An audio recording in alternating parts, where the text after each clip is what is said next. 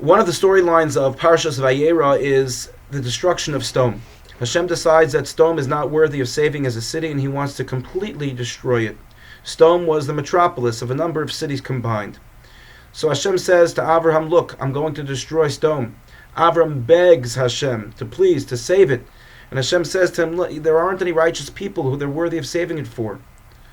So ultimately, Avraham gives up the argument, and Hashem says, Sdom is going to be destroyed. The seal is set. It's now going to happen. But Hashem does not want to destroy every single person in Sdom. He wants to save Lot, because Lot was Avraham's nephew, and in the merit of his uncle Avraham, Lot and his family would be saved.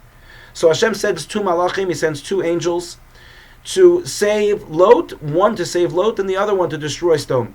And these angels come to Lot's house and they try to convince him. They have some trouble from the locals. And ultimately, as they are telling him to go, he's lingering behind. He wants to take all of his jewels with him, all of his belongings with him. And finally, it gets to the point where the angels say, we can't do this anymore. They grab Lot, they take his family, and they pull him, they schlep him out. The pasuk says, when they take them out, and it seems forcefully, they grab them out. Vayomer himaleit al nafshecha, and then they say to him, run for your life. Al tabit acharecha, don't look behind you. V'al ta'amod b'chol hakikar, and don't just stand there. Hahara himaleit, look up to the mountain. Pen tisafeh. Rashi explains to us that when the malachim said Hahara himaleit, he was telling Lot to look up to Avraham, to look to where you came from and look where you can return. This experience for you, Lot, was an awful experience. Look at what happened to you. You were someone who was living with Avraham and you were becoming more of a person. You were succeeding when you were with Avraham. When you decided to separate from Avraham, you went downhill.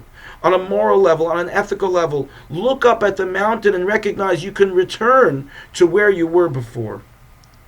Perhaps there is a deeper meaning that I'd like to suggest as to what the Malachim were saying to Lot and how it can pertain to us. There are times in life that we go through difficult challenges.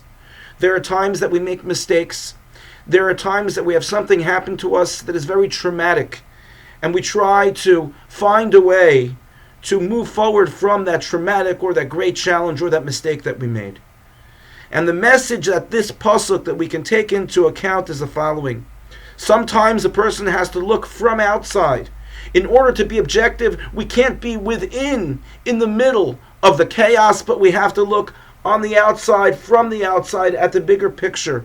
And when we can't do that ourselves, we need to ask advice, we need to ask for help to be able to make that decision, to understand objectively. And then we have to move forward. Himaleit al nafshecha. We run in the direction of good. Al tabit acharecha. We can't look back. Now, there are times in life where we need to look back at a difficult moment or a trauma that's taken place or a challenge or a mistake that we've made, and we do so in order to become more productive for the present and the future. But if looking back is only going to pull us down, then al tabet acharecha, then don't look back. V'al ta'amod b'chol hakikar, and don't just simply stand, because when we stand and we don't move, we become paralyzed. How many times do we have a mistake that transpires, a trauma that happens in life, a challenge that we face that we can't get through, and we just become completely paralyzed? Hahara himaleit, look up to the mountain. Look up to the place where we once were, where we're able to return, or if we haven't been there. Always look with our eyes heavenward, look upward, let us look to the positive. Here, a pasuk that was spoken from the Malach to Lot can be very pertinent to us in our lives on a regular basis. May we merit to really be able to constantly move in the right direction despite what has happened in our past, to look forward, to look up, and hopefully to heal ourselves when we need to do so. Thank you for listening, and have a good Shabbos.